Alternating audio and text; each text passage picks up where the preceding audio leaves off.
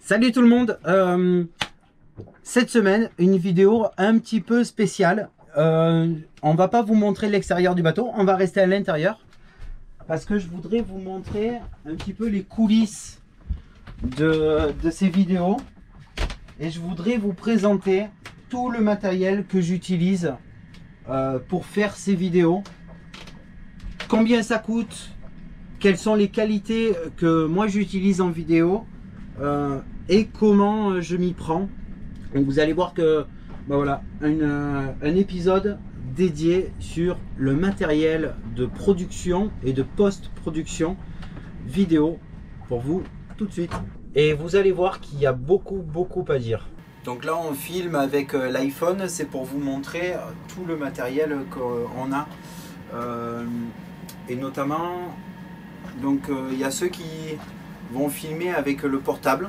Là c'est le Huawei P20 de Sandra qui fait de très belles images. Il a ici à l'arrière un double objectif Leica et du coup c'est pas mal, ça fait de belles images. On s'est équipé, on a un petit caméscope Sony, c'est le Handicap, il s'appelle HDR PJ 330. PJ c'est parce qu'il y a un petit vidéoprojecteur. On l'a essayé, ça marche pas trop mal. En termes de qualité, ça fait de la haute définition. C'est donc du 1080 par 920. C'est pas mal, mais c'est quand même pas ouf. On a évidemment, alors ça c'est la caméra qu'on se sert le plus, c'est la GoPro 8 Black. Voilà, qui était en promo à 325 € sur le site de GoPro. On a évidemment le drone, c'est le jouet de tous les caméramans. C'est avec celui-là qu'on fait de très jolies images, mais on ne le sort pas non plus tous les jours. Alors celui-ci c'est le DJI, c'est le Mavic Air 2 qui fait des images absolument fantastiques et contraire, enfin, par rapport au Mini, les deux grands avantages qu'il a, c'est qu'il est plus gros, plus lourd, donc plus puissant, et il tient bien dans le vent. Et puis il a surtout des capteurs devant, derrière et sur le dessous. Voilà, pour l'empêcher de rentrer en collision avec des objets une fois qu'il est en l'air. Donc avec ses télécommandes, et je l'avais pris, alors c'est pareil, je l'ai acheté sur le Bon Coin d'occasion. C'est le pack More Combo, donc il y a 3 batteries et ça c'est juste indispensable. Chaque batterie correspond à une vingtaine de minutes de vol. Il est dit 30 minutes, mais il faut quand même toujours prévoir une marge pour faire revenir son drone au bon endroit. Donc voilà, il faut compter une vingtaine de minutes par batterie. La télécommande, et lui je le pilote. Alors j'ai cette petit accessoire là pour pouvoir mettre la tablette. On a j'ai une meilleure visibilité avec la tablette, mais ça marche aussi avec le téléphone. Ah oui, le Mavic, je l'ai donc acheté sur internet l'année dernière sur le Bon Coin. Donc je l'ai acheté d'occasion. Il était en très bon état, en parfait état. Il avait peu volé. On a tout l'historique des vols sur chaque appareil. Quand vous achetez un appareil d'occasion, il suffit de l'allumer. Sur le téléphone, il va vous dire les cycles des batteries, etc. On sait ce qu'il a fait. Et ça, c'est gravé à vie dans le drone. Donc c'est plutôt rassurant quand on en achète un d'occasion. Celui-là, je l'ai acheté 600 €. Voilà. Ensuite, j'ai acheté ceci. Ça, c'est un petit stabilisateur. C'est ce qu'on appelle les gimbals.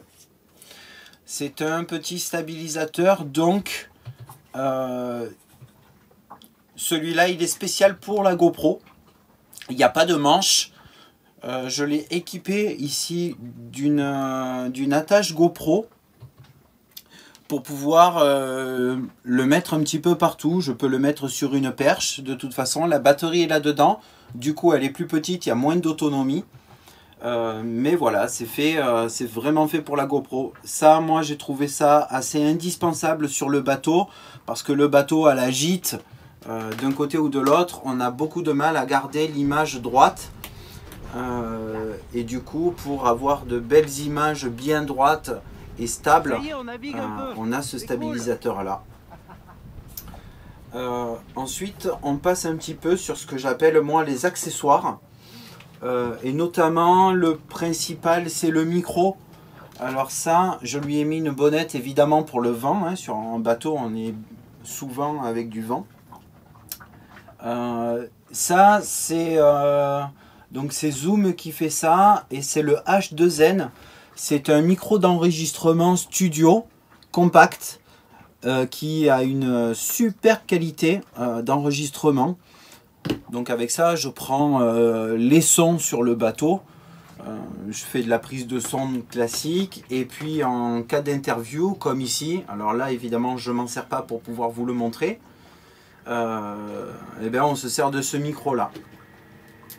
Ensuite, on a toute une tripotée d'accessoires. Je ne vais pas rentrer trop dans le détail.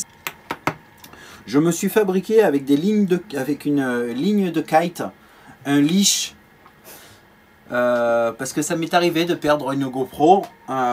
Donc j'attache ma GoPro et je la sécurise au cas où. Donc, si de temps en temps vous voyez un petit fil se promener à l'écran, eh c'est le leash pour ne pas perdre ma GoPro au cas où la fixation ne tiendrait pas. J'ai cet accessoire là que j'ai acheté. Ça c'est un accessoire de bouche, donc on fixe la GoPro dessus. Ça sert juste à faire flotter la GoPro. Les surfeurs s'en servent, voilà, et c'est plutôt pratique. Moi j'y vois plein d'avantages, notamment pour les manœuvres.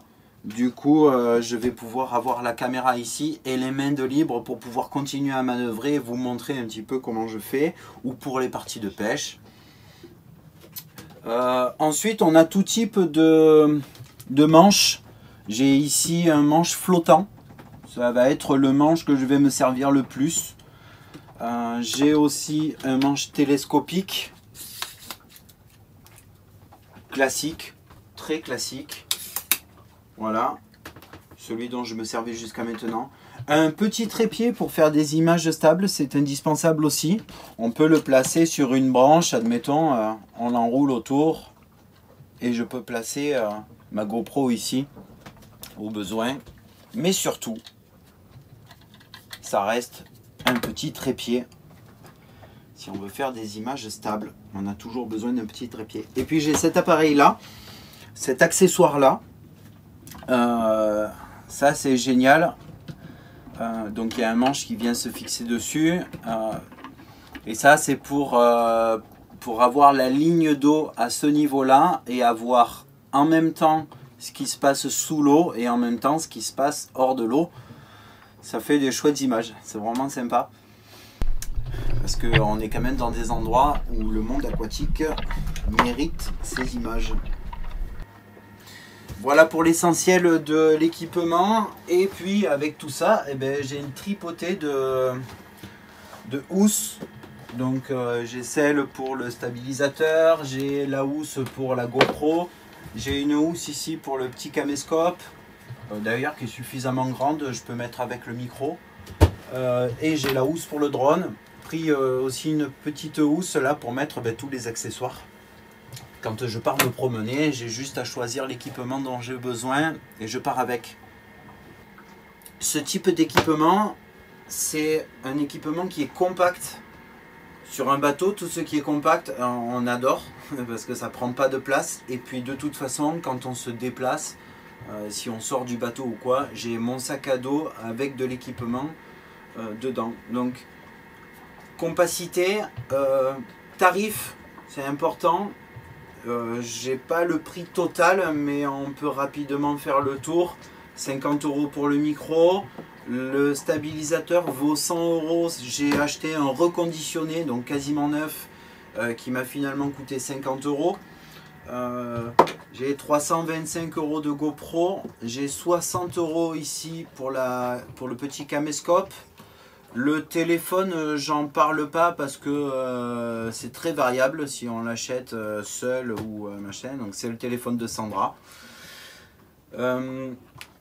Et ici j'ai donc le drone que j'ai acheté d'occasion à 600 euros. Plus tous ces petits équipements, on a 50 euros ici. On a quelque chose comme 30 euros pour ceci. On va dire une soixantaine d'euros avec tous ces petits accessoires. Et une fois qu'on a fait ces images là, il y a des cartes SD dans chaque appareil. Il me suffit de sortir la carte SD et puis de l'importer ensuite sur l'ordinateur. Bienvenue donc dans mon studio de production. Je me suis équipé d'un ordinateur dédié juste pour ça. Parce que sinon j'ai pas vraiment besoin d'un ordinateur en fait. Moi depuis toujours j'utilise des Mac parce que c'était plus simple au départ et dans les années 1900 voilà. Depuis je sais me servir d'un Mac, c'est une ergonomie qui me convient et puis de toute façon en termes de vidéo c'est quand même des produits qui sont très très bien placés en qualité. Donc je continue sur MacBook Pro. Là par contre il y a un investissement parce que c'est une belle machine. Ça coûte 1200 euros. Je arrondis un peu parce que j'ai plus le prix exact, mais il y en a pour 1200 euros l'ordinateur. J'ai fait mettre dessus le logiciel qui va bien, c'est Final Cut Pro. On peut faire beaucoup de choses d'une manière très simple. Je le découvre encore. Une fois que tout est là-dedans, que j'ai fini mon montage, j'appuie sur un bouton, je lui demande partager sur YouTube. Je fais attention quand je capture mes images de ne pas avoir des fichiers trop lourds, c'est-à-dire que j'évite de faire de la 4K. La GoPro peut faire de la 4K, le drone peut faire de la 4K, mais je ne m'en sers pas. J'ai tout réglé, juste un peu en dessous. Je filme en HD. Et de toute façon, le rendu, vous me direz ce que vous en pensez, mais le rendu est plutôt bien quoi. Alors ma table à cartes qui sert en navigation, hein, quand même, il n'y a pas tout ça, hein, quand on navigue, il y a des cartes ici, il y a la météo et tout ça. Mais quand on est à terre, même ça, ça me sert. Je récupère mes cartes SD, alors là par exemple, c'est sur le micro. J'ai donc une micro SD dedans. J'ai juste à la mettre dans ce petit adaptateur. Et j'ai mon fichier qui va apparaître sur mon bureau. J'ai plus qu'à l'importer. Moi je m'organise comme ça. Voilà, par exemple là ici, c'est donc du son puisque c'est la carte SD du micro. Et je les nomme petit à petit, enfin directement. Et je me suis fait ici un dossier son et bruitage.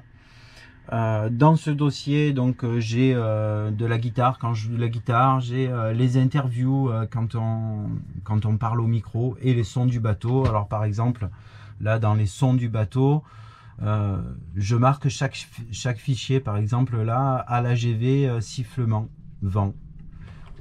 Si j'ai besoin d'un son, voilà, je sais où le trouver.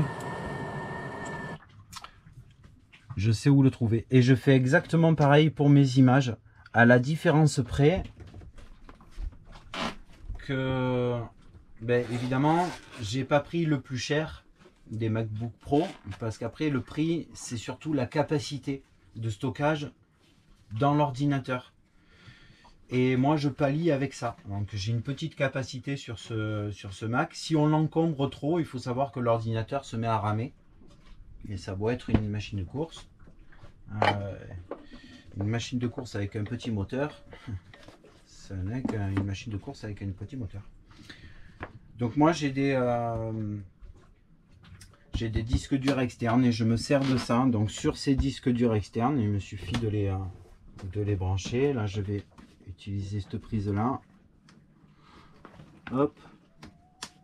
Un adaptateur USB parce que maintenant ça n'existe plus sur les ordinateurs. Hein. les prises USB. Je branche, j'ai mon disque dur et sur ce disque dur externe, j'en ai deux. Sur ce disque dur externe, je stocke mes rushs en les nommant.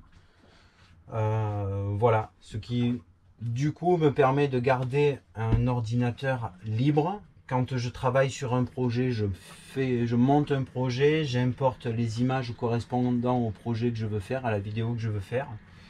Et une fois que c'est fait, je vide mon ordinateur. Voilà, je distribue la vidéo et je vide mon ordinateur. Et toutes mes sauvegardes, c'est dans des disques durs externes.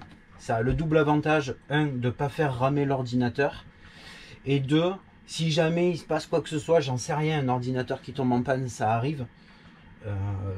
Même si les Mac, moi je suis jamais trop tombé en panne avec des Mac. Ceci dit, ça peut arriver, si jamais ça tombe en panne. J'ai quand même mes sauvegardes vidéo, ce disque dur externe, ça doit faire 15 ans ou 20 ans que je l'ai, celui-là. Celui-ci, c'est pareil. Et ça tombe pas en panne, quoi. Voilà. Et si jamais tout ça, ça tombe en panne, et ben vous savez quoi, j'ai mes vidéos sur YouTube. Voilà, et ça a été le cas quand j'ai commencé à faire de la vidéo avec les copains en windsurf. On retrouve ces vieilles vidéos d'il y a 30 ans. Sur YouTube, je les ai toujours, alors que j'ai changé 100 fois d'ordinateur entre temps.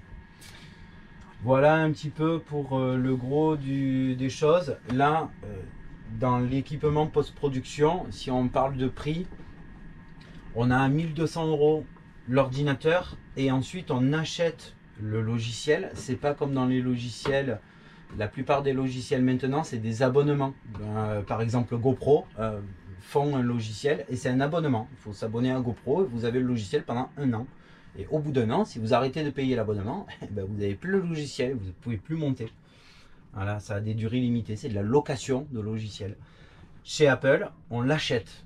Là, moi, je l'ai acheté, c'est à vie. Alors oui, ça coûte 350 € le logiciel, mais j'ai le logiciel à vie avec toutes ces mises à jour à vie. Voilà. Donc c'est un investissement de base, maintenant c'est fini, j'en parle plus, j'ai plus à investir là-dedans. Donc il y en a pour 1500 € ici, en post-production. Là aussi. Hein? Et là aussi sur la table, en gros. Et 1500 de ce côté et de celui-là. 1500 j'ai ouais, là sur la table. Un peu moins, je pense 1300, 1400. J'ai un... Voilà, donc 1300 € pour les prises d'image, et encore je pourrais mieux faire. Par exemple la petite caméra Sony, je suis pas complètement satisfait de la qualité de l'image, mais bon, j'ai acheté ça à 60 €, c'est pas très grave. Plus 1500 € ici, il y en a pour 3000 € pour vous faire de belles vidéos. Donc on ne fait pas ça pour la rentabilité. Ça rentabilisera peut-être un jour, je l'espère, ça serait bien. Mais d'ici à ce que ça se rentabilise, il faudra que je change de matériel. Donc on ne fait pas ça pour gagner de l'argent, on fait ça par passion et pour le partage. Voilà. Il y en a parmi vous qui font de la vidéo aussi. Il y en a parmi vous qui aimeraient en faire, qui pourraient se dire tiens, moi aussi je veux faire de la vidéo YouTube, ça marche fort et tout, c'est super. Alors pour la vidéo de jeux vidéo par exemple, je suppose que le matériel, il n'y a pas autant besoin de matériel. Je suppose que pour faire de la vidéo d'un petit garçon qui déballe des cadeaux, il n'y a pas besoin de autant de matériel. C'est vrai, un portable suffit. Pour faire les vidéos que nous on fait, en tout cas sur les thèmes du voyage et de la découverte, etc. Ben voilà un petit peu ce que ça représente. Donc s'il y en a parmi vous qui se disent tiens, je vais partir en voyage et moi aussi je vais faire de la vidéo, ça va rentabiliser, faux. Ne faites pas ça, c'est une erreur. Faites-le par passion parce que vous aimez faire ça, parce que vous aimez prendre de l'image, parce que vous aimez mixer, raconter une histoire. Il faut avoir des choses à dire, à raconter. Enfin, en tout cas, il faut avoir envie de les raconter. Mais pas... voilà, ne faites pas ça pour l'argent, ça coûte trop cher. Voilà pour la petite vidéo du matériel que j'utilise pour monter. Voilà, je pense que j'ai fait le tour. J'espère que cette vidéo vous a plu. On vous retrouve bientôt. J'essaierai de trouver... j'ai déjà des idées en thème. Ah, En tête. là, il va falloir que je la coupe, celle-là. Des thèmes en tête. Bon, voilà. J'espère que cette vidéo vous a plu, vous a intéressé. Comme d'habitude, n'hésitez pas à lâcher un like, commenter si vous avez des questions. N'hésitez pas, moi je réponds avec plaisir, toujours. Je suis pas un professionnel de la vidéo, moi je fais ça voilà, j'apprends sur le tas et je fais ça par passion. Mais voilà, j'ai ma petite expérience, donc je suis prêt à la partager gratuitement avec vous, avec plaisir. Vous savez maintenant ce que j'utilise comme matériel, vous connaissez un petit peu les coulisses de quelqu'un qui fait de la vidéo. J'ai d'autres idées en tête de thèmes de vidéo à vous montrer et je ferai ça le plus souvent possible. J'ai un peu dans l'idée de faire ça toutes les semaines. Je ne sais pas si je vais arriver à tenir le rythme, on verra. Voilà, c'est peut-être toutes les semaines, ça sera peut-être toutes les 2 semaines, mais en tout cas je voudrais trouver une régularité pour poster ces vidéos et continuer à vous renseigner, vous faire rêver et peut-être vous inspirer, on ne sait jamais. Allez, ciao ciao, bye bye.